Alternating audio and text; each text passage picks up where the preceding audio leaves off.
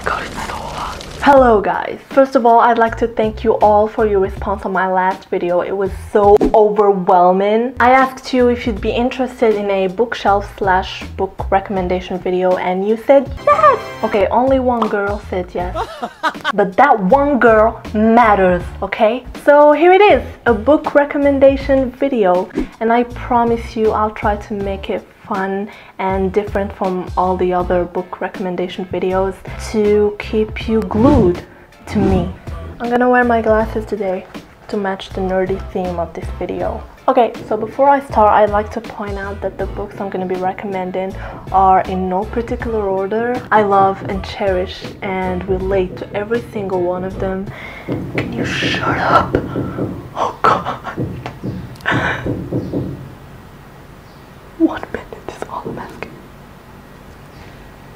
So without further ado, let's get started. Time to remove the glasses because it's way too hot, am I right? But what happened to matching the theme of this video? God, ignore that. Okay, so the first book I'm gonna start with is Every Time We Say Goodbye by Kristina McMorris, also known as Bridge of Scarlet Leaves. It's this beautiful tale set against one of the most controversial episodes in American history, the aftermath of the bombing of Pearl Harbor. A violinist and a soldier, a tale of love, war, mystery, and confusion.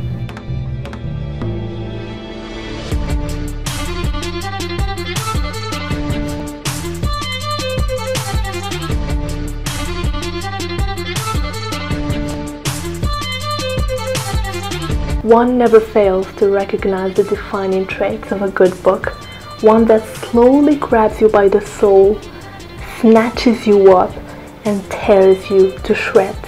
I remember picking that book up from the shelf expecting a love story, no different than any other.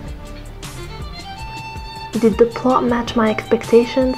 No, no, no, no.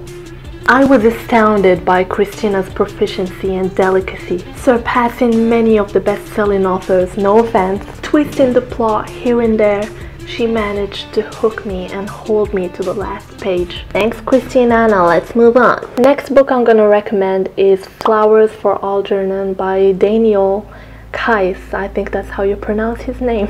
But we're never sure about anything on this channel. I can't begin to express how unique and painful this reading experience was to me. It's about a mentally disabled man called Charlie with the brain of a 3-year-old. His biggest drive is to become smarter, so he does everything he can to impress his teacher at the College Center for Retarded Adults, until one day a scientific committee comes in search of a volunteer to conduct an experiment, and to his great happiness, Charlie is chosen. He gets asked to keep a progress report, like a sort of diary, before and after the experiment to help evaluate his progress. The experiment was already tried with success on a mouse called Algernon, and it was meant to double or even triple his IQ. So he gets operated and the change becomes more and more tangible through his reports.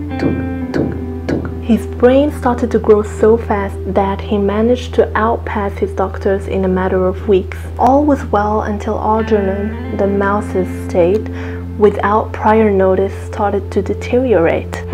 So Charlie, the ex-retard, being his lab mate, dreaded to have the same fate. So he decided to carry on a research on his case in order to locate the gap that might eventually lead to his deterioration. If there's anything that Charlie took away from this journey, except for all the knowledge and genius that he gained, it's that intellect alone is never the answer. One should work both on his rational and emotional intelligence in order to obtain that perfect balance, and that sometimes a whole existence can be reduced to one moment worth all the while. Okay, next book, it's What the Day Owes the Night by Yasmina. I loved that book as much as I hated it. It's one of the most frustrating reads that made me suffer along with the characters, whom I hated too, by the way. I hate how real the events feel, how raw the emotions are, and how helpless this tale made me feel. Yet for the exact same reasons, deep down inside, in some dark masochistic corner in my soul, I loved the pain it inflicted on me. I learned, if anything, that beauty resides in reality, and oftentimes reality is ugly, and ugly is human, and humans in turn are interesting, for they seem to follow no specific pattern, fit in no particular frame. Yet there appears to be a preset order in their randomness, which is rather reassuring if you ask me. With that being said, beauty doesn't necessarily have to be pleasurable. It just has to feel real, and unlike its opposite, which I consider to be nothingness, promising. And these two conditions are strongly sensed throughout the book, so that, in my opinion, is what makes it beautiful. Next, the next book I'm gonna recommend is The Tears of My Soul by a Korean author, Hyun Lee. It's an autobiography, and it's a wonderful read of someone who has been granted a new life, someone who, in the eyes of an outsider, would be perceived as a heartless monster, a killing machine. But thinking about it now, how can we blame someone who's been taught their whole life what to do? Someone who's been trained to praise the great Lord and execute his orders, no matter how absurd or morbid they might seem. She was a special agent on a mission to kill. Throughout this reading, I tried to put myself in Hyun's shoes and imagine how my decisions would have differed.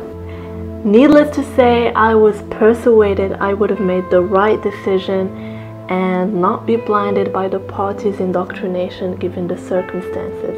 Only later did I realize I couldn't be more wrong. We are no different than Hyun.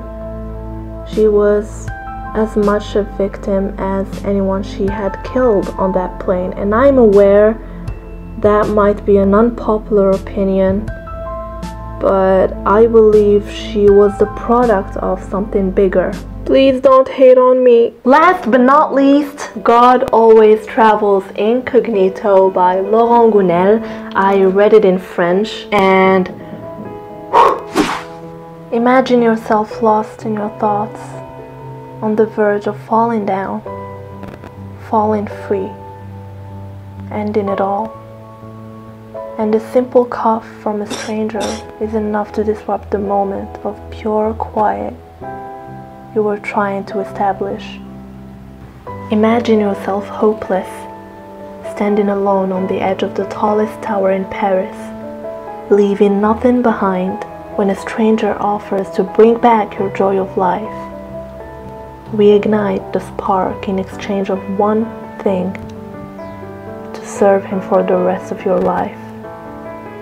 Or else, you'll be left to die. Would you take that risk, or die not knowing what you could have missed?